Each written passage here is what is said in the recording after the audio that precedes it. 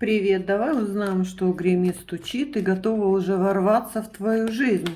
Итак, посмотрим, ты сама в каких-то ожиданиях, ты уже в предчувствии, что должно начаться что-то новое.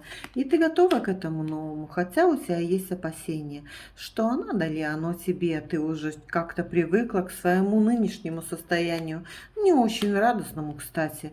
Но ты женщина привлекательная, прекрасная, ты поселяешь в сердцах других людей и надежду, и любовь. Поэтому сама судьба приготовила тебе какой-то сюрприз. Какой? Давай посмотрим. У кого-то это связано с очень серьезными моментами, может быть, отношениями, может быть, разрешится очень сложный вопрос в твоей жизни, который точно для тебя будет прямо как джекпот, и ты однозначно получишь такую огромную радость и облегчение, что больше тебе уже ничего и не надо. Ну, а кто к тебе стучится? Давай посмотрим.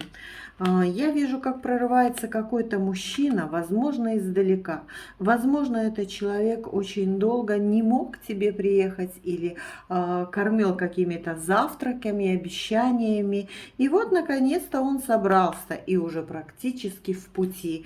Тебе надо его встречать, но вот готова ли ты для этого, не знаю, потому что ты как-то на душе у тебя неспокойно. Может быть, последние сообщения были не очень хорошие, а может быть, ты как женщина разумная сама села и подумала, надо ли он мне. Это те отношения, которых я хочу, это тот мужчина, которого я готова впустить.